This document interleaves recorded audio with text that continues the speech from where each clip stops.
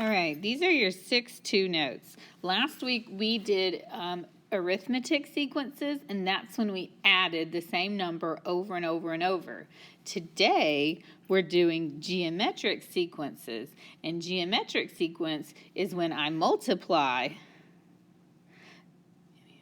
the same value over and over and over. All right, last week the number that we added over and over and over again, we called that our common difference. Today, the number that we're going to multiply over and over and over again, we call it the common ratio. In order to find the common ratio, you take term 2 and divide it by term 1. All right, another way to write that would A2 divided by A1. So, let's figure this out. Find the common ratio for the following geometric sequences. 4, 16, 64, 256. Okay, just to refresh, remember this is term 1, term 2, term 3, term 4.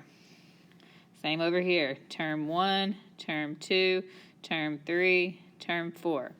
Okay, so it says I take term 2, which is a 16, and I divide it by term 1, which is a 4.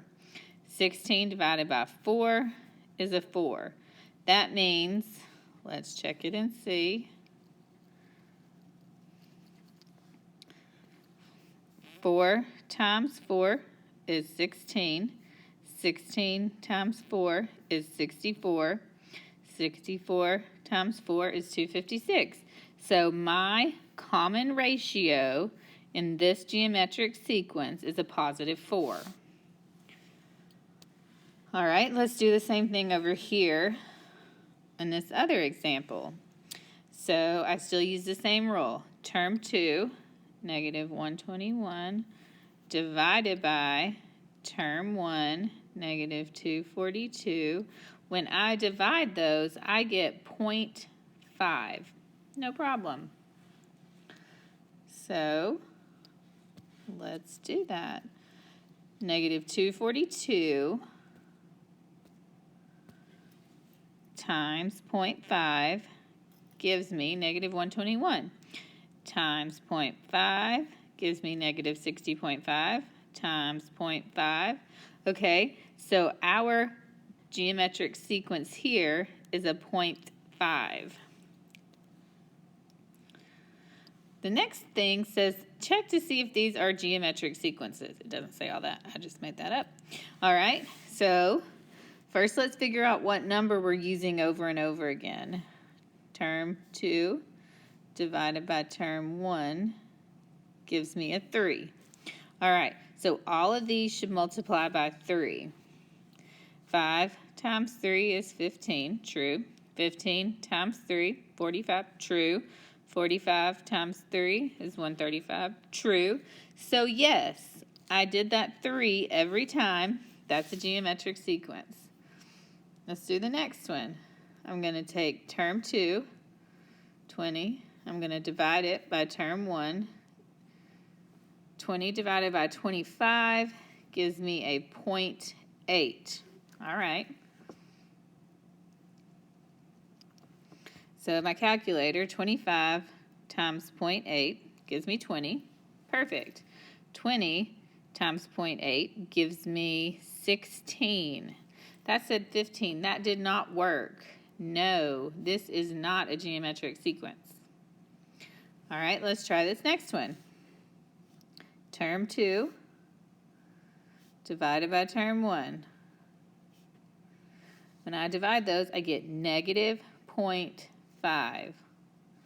Okay, so let's practice them and see. 56 times negative 0.5 gets me negative 28. Perfect. Negative 28 times negative 0.5 gives me a 14. 14 times negative 0.5 gives me a 7. 0.5, negative 0.5, negative 0.5, negative 0.5. Yes, that is a geometric sequence. All right, let's do this last one. Term 2 divided by term 1 is 5. You may have been able just to look at that and know. So I'm multiplying 5 every time. 1 times 5 is 5. 5 times 5 is 25. 25 times 5 is 125. Perfect. This is a geometric sequence. Let's label the parts of our sequences real quick. These are our terms. That's what we call the numbers in there. This first one is, go figure, our first term. And we label them A1, A2, A3, A4, and A5. If you had 16 of them, you'd A6, A7, A8, you'd go on and on and on. The A's, just, if I have A1, that's my first term. All right. This R is going to be right here. It's what we're multiplying by. So in this one, it happens to be 2. So every time between each numbers, I've multiplied by 2.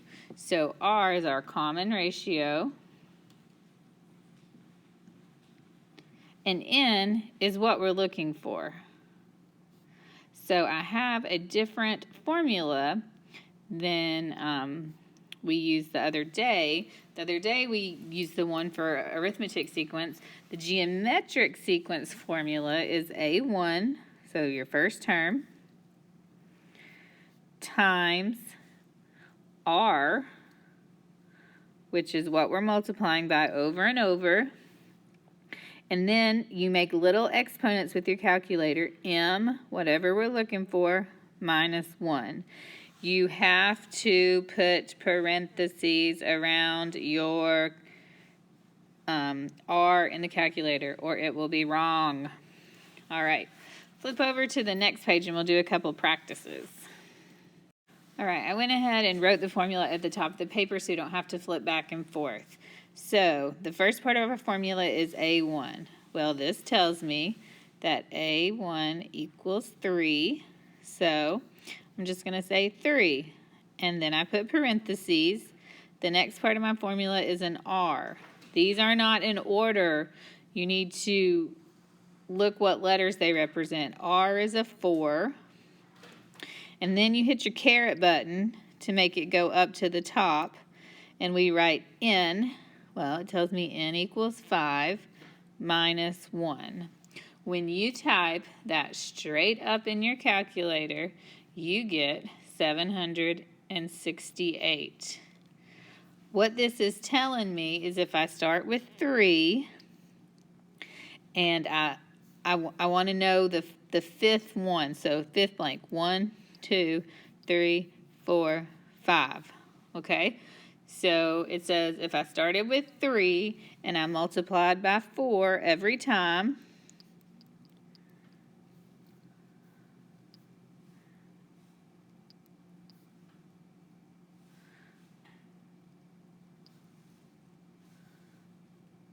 I would eventually get to 768 when I get to my fifth blank, or I just use the formula and get that out of my calculator. Okay? This next one says, I'm going to write this down, A1, N, and R. Find the 8th term. This is what I'm looking for. That represents my N. So N is 8. The geometric sequence, 5, 20, 80, 3, 20. Okay, so A1, I just look, it's a 5 because that's our first term. My R, I need to take term 2 and divide it by term 1. So 20 divided by 5 equals 4. So that means I'm multiplying 4 every time. So my R is 4. Let's just write that in my formula. A1, we found is a 5, parenthesis, R is a 4, and my N is an 8 minus 1. When you type that in your calculator, it's a big number, you should get 81,900. 920. All right, we have a practice page you're going to do. I'm going to do an example for each one, and then I'll let you take it away. All right, this first one, number 1, determine whether each sequence is geometric. So I'm going to divide. I'm going to take term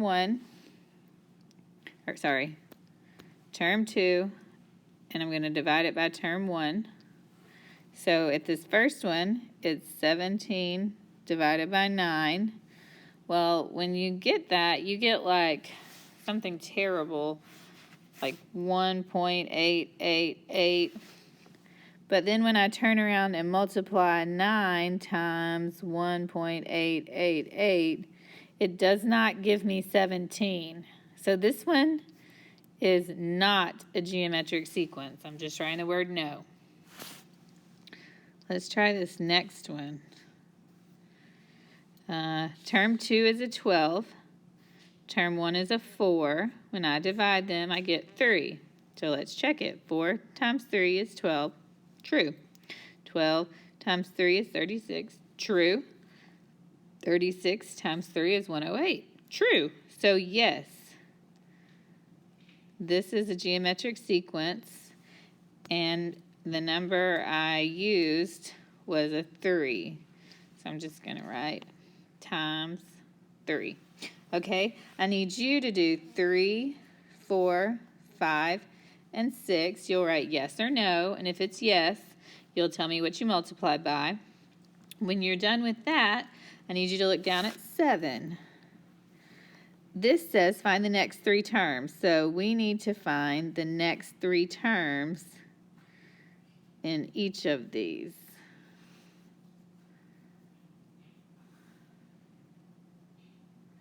You don't have to do that one, that's extra. Okay, so I'll do the first one to show you. So first I have to figure out what we're multiplying by over and over. So I'm going to take my -4, my term 2, and divide it by my term 1.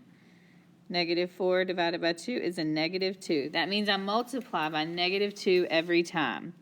So -16 times -2 would be positive 32. And now I take that 32 and multiply it by -2. 32 times -2, this time it's a -64. Now I take that -64 and multiply it by -2 and get 128.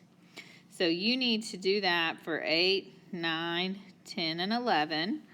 Fill in the blanks, find the next 3 numbers in order. And when you're done with that, let's look down at the last section. This is when we're just going to use our formula. I'll go ahead and write it. A1 R n minus 1. These are not in order. You need to look at the letter and put them in the right ones. So let's do an example for you. A1 is 2. 2. N is, I don't need the N yet. I need the R is -2. And the N is 4 minus 1. So you straight up type that in your calculator and you get -16. I need you to do that for number 14, 15, 16, and 17. When you're done, turn it in. Thanks.